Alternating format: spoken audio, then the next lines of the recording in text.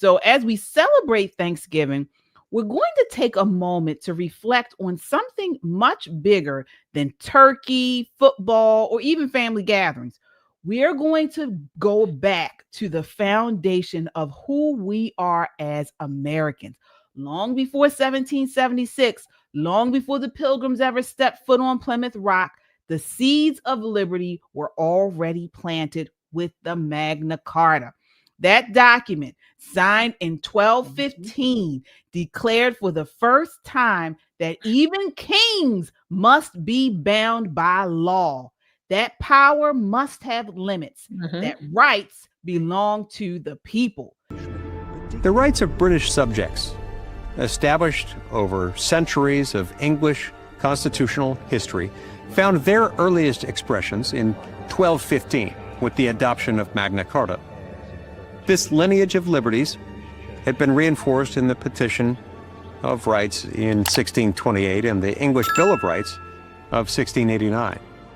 The colonists, as proud Englishmen, were humbly requesting the same protections that they and their forebears had once enjoyed. Instead, for more than a decade, they endured a litany of humiliations and betrayals. Taxes imposed without representation, trade restricted by decree, soldiers quartered in civilian homes, and representative assemblies dissolved by royal order. What began as a dispute over a 3 pence per pound tax on tea had matured into a fundamental contest over the nature of political authority. Whereas the British monarchy asserted divine right and hereditary power, the colonists cast their lot with a radical new creed.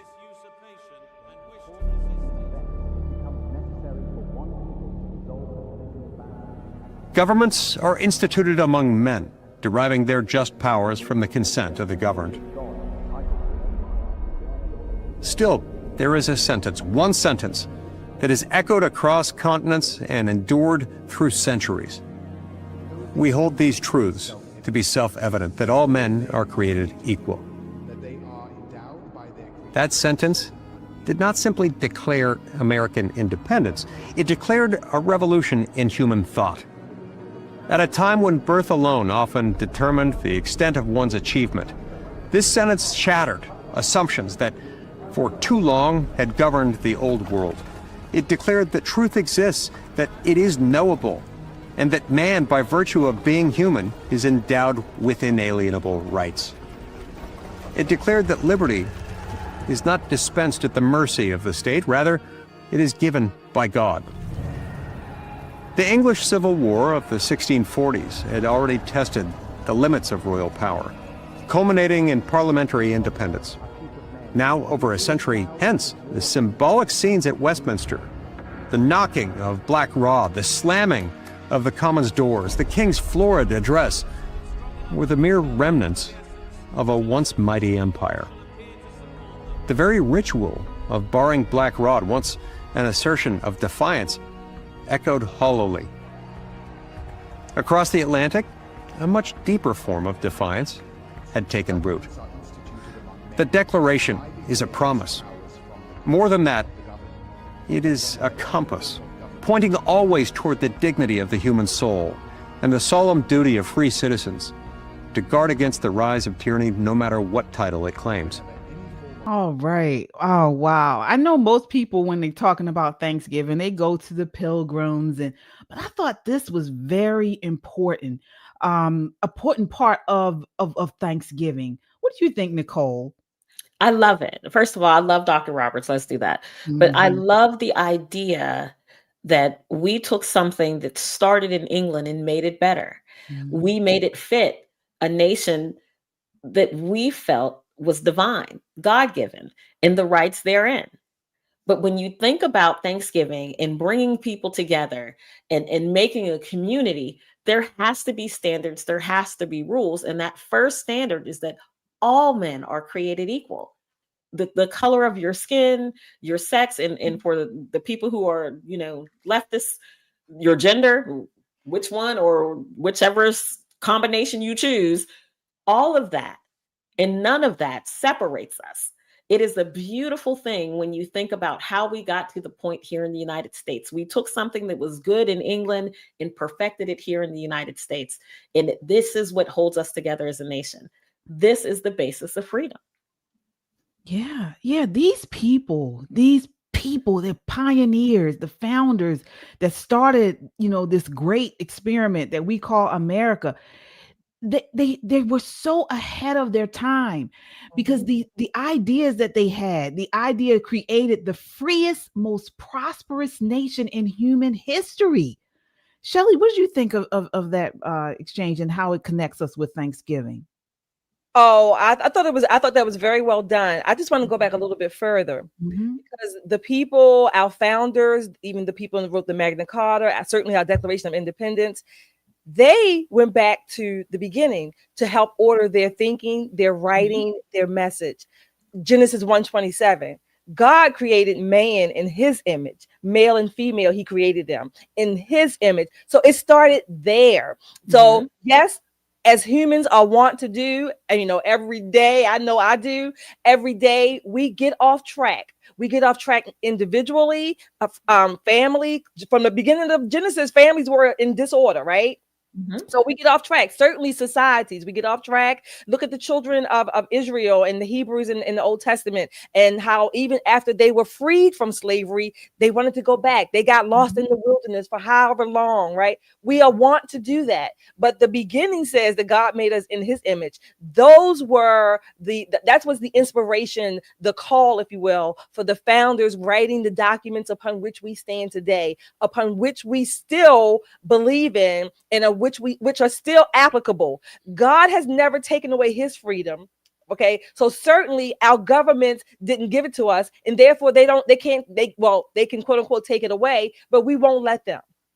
They can put all kinds of barriers and overreaching and all kinds of things up to make it seem that we can't attain it or that we can't have that freedom. But God said he made us in his image. He made us as individuals. He made us free to ultimately to honor him with our lives. And that's the foundation on which our country is built. And that's the foundation on which we must stand and to keep our country free for our children and our grandchildren and great-grandchildren. Absolutely. I mean, the founders didn't invent rights, they recognized them. This is why the Constitution is a restraint on the government, not the people. But progressive ideology flips this upside down and treats government as the giver of rights. And that is, if not the biggest issue with the left, well, one of the biggest issues with the left. And this is why everything that they stems from them, from that idea that our rights come from government, it's just trash. It's just terrible. It leads us down a dark and lonely road. And until they figure that out, that's not what it is, the Democrat Party is doomed, in my opinion. It's doomed. Agreed. Anything that separates people from God. Right. So when you look at the things that they believe in, abortion up to and past the birth of the child, that's not godly. There's no God in that. Anything that they can do to wedge themselves between things that are good and pure and things that are not, they do. There are some people who are Democrats who are, as we said before, moderate Democrats. I would refer to them as blue dogs. They have right thinking ideas and that kind of thing, but for whatever reason, there's a hold on them that keeps them stuck in that party. Both parties have a fringe lunatic side. There's no discounting. There's fringe lunatics, enough to go around for every single party. However, most Americans stand on being a good American. And what we're seeing now is that the Democrats are walking further and further away from supporting the nation. And it's only about me. It's only about what I need, what I want, my power, my position. To hell with the people. When you hear them call Chuck Schumer Leader Schumer, no, his name is Chuck. That's who that is. That's Chuck. We're not going to put crowns, as they say, no kings. We're not going to put a crown on Chuck Schumer's head because he's been there since Jesus and Methuselah. We're not going to do that.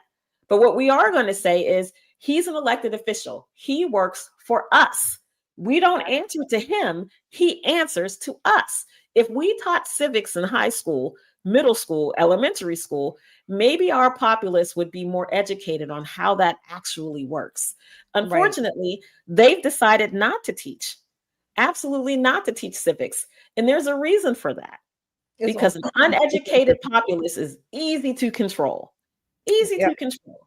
Being a good American is a great thing, which brings me to my favorite t-shirt. My absolute favorite t-shirt. Everybody, please, please, please. You only got 29 more days.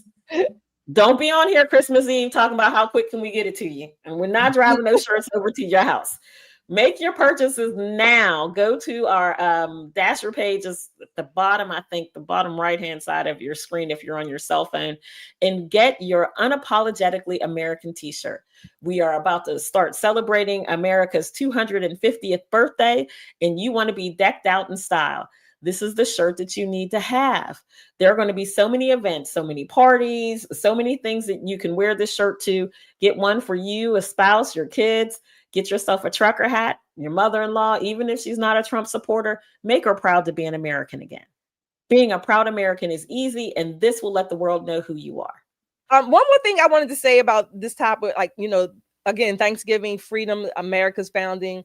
One of the things, now, Nicole, you mentioned like pro-life, and we talk about the big issues, but one of the things that is so insidious, how our freedom starts with your mind, really, because we can be enticed with so many things, free things from the government, and giving you this and giving you that, to the point where you think that, again, you get this entitlement mindset. And the next thing you know is you are dependent on whatever it is that's being given to you, quote unquote, for free. So your freedoms can be taken there, and it really starts in your mind. It really starts in your mind. I think it's Romans 8:1, having a transformed mind. And that's really where it starts. But there's time. You still have time. God's grace is still here. Absolutely. Well, folks, 400 years ago in late 1620, 102 pilgrims of the Mayflower landed in Plymouth Rock, which they considered the modern day promised land. They were inspired by the Bible in general and the Mosaic legacy in particular, which features a civic covenant, cohesive peoplehood, 12 tribe governance, and a shared vision. In 1621, the Pilgrims celebrated the first Thanksgiving at Plymouth Rock. All right, so I'm gonna finish this out tonight. What are you talking about? What are you laughing? I'm sorry. Real quick. I like Martin, and when you said Plymouth Rock, he had one of his shows. He said something about we ain't landing on Plymouth Rock. Plymouth Rock landed on us. But yeah. Oh, hey, I didn't watch Martin. All right. That was so good. You didn't watch Martin? No, everybody always asks me. I never got into Martin. I was in the Living Single. I watched. I never watched Martin though. All right. So, I want to ask you, ladies, before we close out, what should conservatives be thankful for in 2025? There's so many things that have happened. We started out on a sad note with the tragic murder of these National Guardsmen, but I want to end on a positive, uplifting. What are two things or examples that you are thankful for in 2025, that as far as being a conservative, like within the movement, that you feel like or you've seen happen and you're thankful for that?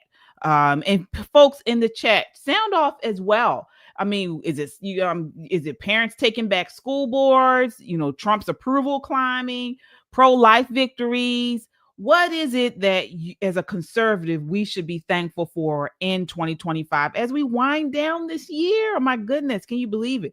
We're at the end of 2025. I want to start off with you, Nicole.